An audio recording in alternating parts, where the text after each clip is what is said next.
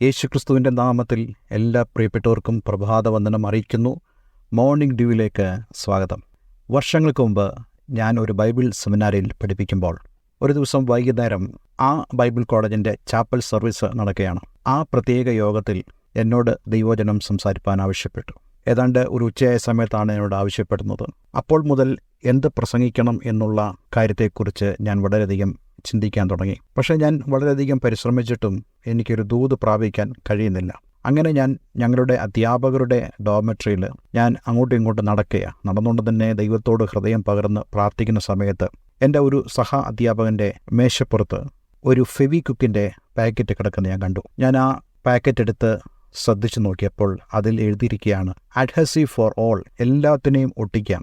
എന്നിട്ട് കുറേ വസ്തുക്കളുടെ പേരുകൾ എഴുതിയിട്ട് അവസാനം എഴുതിയിരിക്കുകയാണ്, എക്സെപ്റ്റ് ബ്രോക്കൺ ഹാർട്ട്സ്, തകർന്ന ഹൃദയം ഒഴികെ ബാക്കി എല്ലാത്തിനെയും ഒട്ടിക്കുവാൻ ഇതിന് സാധിക്കും. ഫെവിക്വിക്കിൻ്റെ ഒരു പ്രധാനപ്പെട്ട പരസ്യവാചകമായിരുന്നു ആ കാലത്ത് ഉണ്ടായിരുന്ന ഈ വാചകം.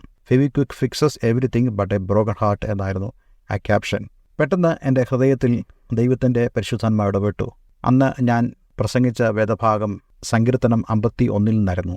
അതുപോലെ തന്നെ മറ്റൊരു വാക്യവും എൻ്റെ ഹൃദയത്തിലേക്ക് ഓടി വരുവാനിടയായിത്തീർന്നു. അത് സങ്കീർത്തനം 147 3 വാക്യമാണ്. മനം തകർന്നവരെ അവൻ സൗഖ്യമാക്കുകയും അവരുടെ മുറിവുകളെ കെട്ടുകയും ചെയ്യുന്നു. മനം തകരുക എന്ന് പറയുമ്പോൾ നമുക്കറിയാവുന്നതുപോലെ ആർക്കും അത് പുറമേ കാണുവാൻ സാധ്യമല്ല. എന്നാൽ ഒരാൾ തൻ്റെ ജീവിതത്തിൻ്റെ നിരാശകളോ പ്രശ്നങ്ങളുടെയോ വേദനകളുടെയോ നടുവിൽ മനസ്സ് തകർന്നിരിക്കുമ്പോൾ എത്രമാത്രം പ്രയാസങ്ങളിലൂടെ അദ്ദേഹം കടന്നു പോകുന്നു എന്നുള്ളത് ഇതനുഭവിച്ചിട്ടുള്ളവർക്ക് മനസ്സിലാക്കാൻ സാധിക്കും.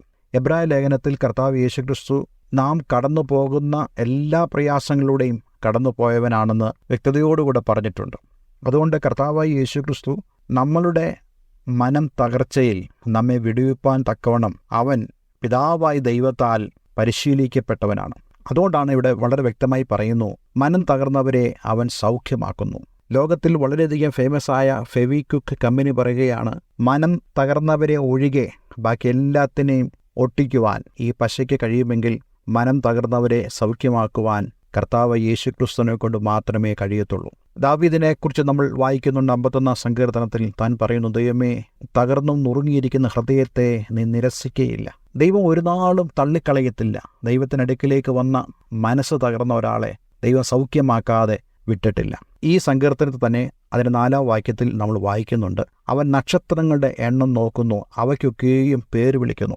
നക്ഷത്രങ്ങളുടെ കൂട്ടത്തെ ഒരു സമൂഹമായി മാത്രമല്ല നമ്മുടെ ദൈവം കാണുന്നത്, മറിച്ച് അവയെല്ലാത്തിനെയും ഓരോന്നോരോന്നായിട്ട് അറിയുന്നതായ ഒരു ദൈവമാണ് നമ്മുടെ ദൈവം. ഇത് മാത്രമല്ല, അവയുടെ എണ്ണം നോക്കുന്നു, അവയ്ക്കൊക്കെയും പേര് വിളിക്കുന്നു. ഇത് നമ്മെ സൂചിപ്പിക്കുന്നത് മനുഷ്യനെ എത്രമാത്രം ദൈവം പരിഗണിക്കുന്നു.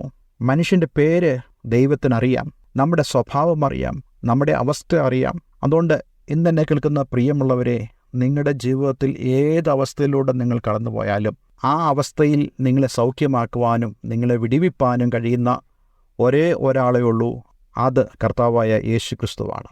അതുകൊണ്ട് ഇന്ന് ധൈര്യത്തോടെ അവൻ്റെ അടുക്കിലേക്ക് കടന്നു വന്ന് നമുക്ക് പ്രാർത്ഥിക്കാം. അവനോട് പറയാം, കർത്താവേ, എൻ്റെ ഹൃദയം തകർന്നിരിക്കുന്നു, നീ എന്നെ സൗഖ്യമാക്കണമേ. എങ്ങനെയാണ് തകർന്ന ഹൃദയത്തെ ദൈവം സൗഖ്യമാക്കുന്നത്?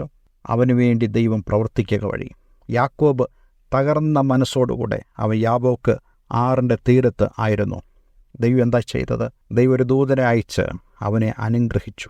നോക്കിക്കേ, ആ തകർച്ച മാറി അവൻ സന്തോഷത്തോടെ മുന്നോട്ട് പോയെങ്കിൽ ഇന്ന് ഈ ദിവസം ഞാൻ നിങ്ങളോട് പറയട്ടെ, നിങ്ങൾ ദൈവവുമായിട്ട് ഒരഭിമുഖത്തിന് ദൈവത്തിൻ്റെ സന്നിധിയിലേക്ക് നിങ്ങൾ അടുത്തു വന്നാൽ, നിങ്ങളുടെ പ്രശ്നങ്ങളെ ദൈവത്തോട് പങ്കിട്ടാൽ, അവൻ നിൻ്റെ സ്ഥിതിയെ മാറ്റി നിൻ്റെ ഹൃദയത്തിൻ്റെ തകർച്ചയെ സൗഖ്യമാക്കി സന്തോഷത്തോടെ നടത്തുവാൻ കഴിവുള്ള ഒരു ദൈവമാണ് നമ്മുടെ കർത്താവായ യേശുക്രിസ്തു.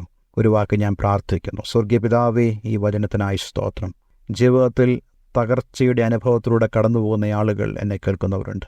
ഒരുപക്ഷെ അവർക്ക് പണമുണ്ടായിരിക്കാം, ഒരുപക്ഷെ എല്ലാ ചുറ്റുപാടുകളും കാണുമായിരിക്കാം. പക്ഷേ ഹൃദയത്തിൽ തകർച്ചയിലൂടെ അവർ കടന്നു പോകുന്നു. അവരുടെ തകർച്ചകളെ മാറ്റണം. നീ അവരെ സൗഖ്യമാക്കണം.